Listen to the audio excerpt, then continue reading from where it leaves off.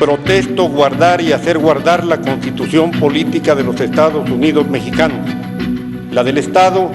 y las leyes que de ambas emanen, y desempeñar leal y patrióticamente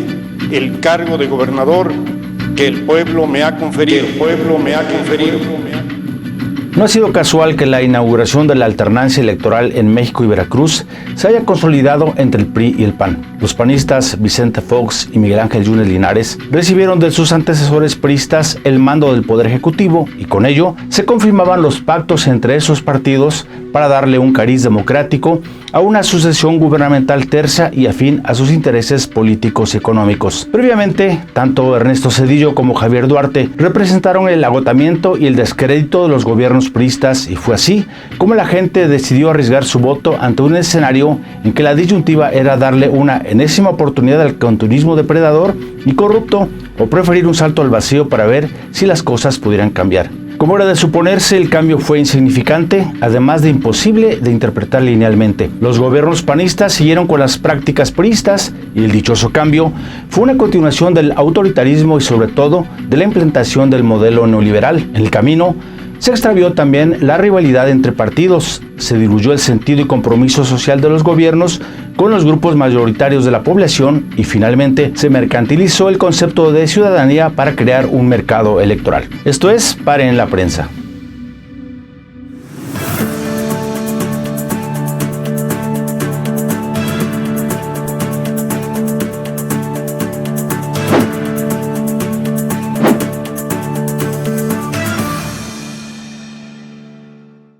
La transición a la democracia mexicana ha estado marcada por continuidades autoritarias, especialmente en el contexto del neoliberalismo. Ha sido lo mismo en el caso veracruzano, donde se replica, con ciertos matices, la mutación del sistema político electoral en el que mediante treguas, alianzas y pactos se diluyeron las diferencias ideológicas para conformar un frente amplio que busca reconquistar el paraíso perdido. La oposición a la gestión morenista en Veracruz puede caracterizarse ahora mismo por la singularidad de una élite política cuyos orígenes se encuentran en el gobierno de Rafael Hernández Ochoa, quien salió de la Secretaría del Trabajo del gabinete de Luis Echeverría para ocupar la gubernatura de Veracruz a partir de 1974. Aunque con características propias de un momento en que el PRI, como partido hegemónico y su presidente, gobernaban autocráticamente, ahí se establecieron las bases que siguen definiendo en la actualidad un modelo basado en la privatización y fragmentación del poder político, anclado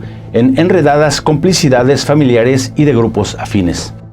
Para analizar el cambio político en Veracruz, es indispensable hacerlo desde el contexto del neoliberalismo y la postdemocracia. En este escenario, la actual oposición política en Veracruz se presenta como la heredera de un modelo neoliberal que tuvo sus raíces en la alianza PRI-PAN, marcada por liderazgos y caciquismos familiares. Tal modelo económico neoliberal ha permeado las dinámicas políticas en Veracruz. Impulsado por dicha alianza entre esos partidos, se caracteriza por la predominancia desenfrenada de intereses empresariales y financieros, así como por la pérdida del sentido de la rivalidad partidista. La oposición política, representada por el surgimiento del Partido de la Revolución Democrática, PRD, se articuló inicialmente desde una perspectiva democrática y revolucionaria, pero terminó involucrándose en las lógicas autoritarias y neoliberales del sistema político. La mutación política culminó con la llegada al poder del PAN, un polo conservador comprometido tanto en las recomposiciones autoritarias como en las corporativas del sistema político. Es así como ese prototipo, basado en el clientelismo y el caciquismo, desafía los principios democráticos y genera una asimetría que beneficia a unos pocos a expensas de las bases electorales. En este entramado, la relación entre políticos y electores se convierte en una transacción desigual, donde los primeros obtienen altos cargos, manejo discrecional de fondos públicos y permanencia en el poder, mientras los segundos se ven limitados a la satisfacción de necesidades básicas, estableciendo una relación vertical y subordinada. En este contexto, el liderazgo paternalista emerge como una forma de dominación, donde el cacique actúa como intermediario político en un sistema de relaciones clientelares, controlando recursos recursos estratégicos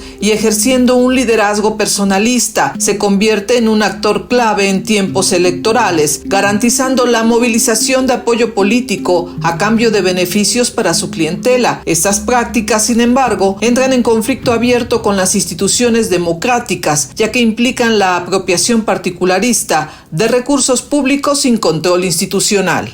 La captura del Estado por parte de intermediarios políticos clientelares y grupos familiares se convierte en una herramienta clave para mantener estas prácticas. La apropiación discrecional de recursos públicos propias del patrimonialismo distingue a los actores como la familia Yunes, que aliados con supuestos antiguos adversarios políticos van con propuestas más alineadas en contra de proyectos nacionales como el que representa Andrés Manuel López Obrador. De tal forma que para confrontar a dicho programa comparten los mismos argumentos críticos basados en la inseguridad, la condena a la inversión social al calificarla de asistencialista y electorera o a lo que llaman uso irresponsable del dinero público, además de rememorar aquel siglo de oro de la ilustración priista en la que argumentan ellos sí sabían cómo ejercer el poder. Durante la época clásica del régimen del PRI, la reducción de la violencia se basaba en mecanismos de reparto y circulación del control, pero la competencia electoral y la pérdida de monopolio han alterado estos mecanismos tradicionales. La violencia territorial se ha exacerbado y la paz laboral basada en el control corporativo se ha quebrado. México está inmerso en un proceso de construcción de instituciones formales capaces de reducir la violencia de manera universal y con aceptación social generalizada, pero aún enfrenta desafíos significativos en este camino.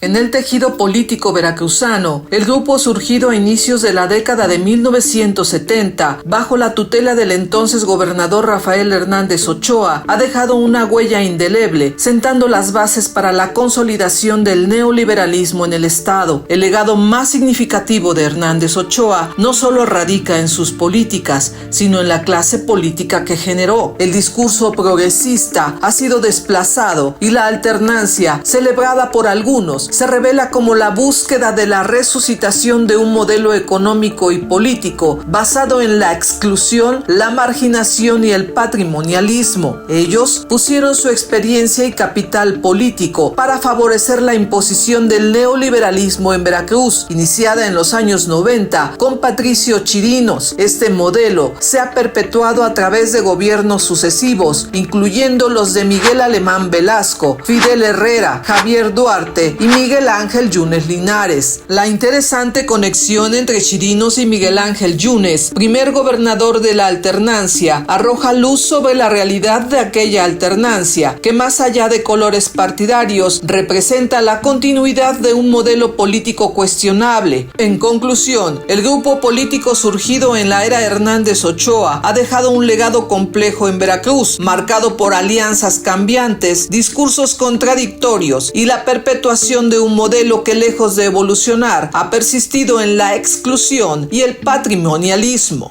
En el caso específico de la oposición electoral veracruzana, esta se halla en un periodo especial de debilidad, agobiada por distintos factores, entre ellos la acumulación de la riqueza de la familia del exgobernador Miguel Ángel Yunes Linares, cuya obtención presuntamente ha sido a través de los numerosos cargos públicos que han ocupado hijos, la nuera y una larga lista de empleados afines a quienes ha colocado por encima del panismo militante. Así pues, esa novedosa interpretación de la postdemocracia yunista ha desplazado el poder real por fuera del sistema político tradicional y fragmentado hasta casi su desaparición al clásico sistema de partidos políticos. Aprovechando el agotamiento de la oposición veracruzana, en particular el caso del PRI y con el PRD residual en la bolsa, el PAN encabeza un frente electoral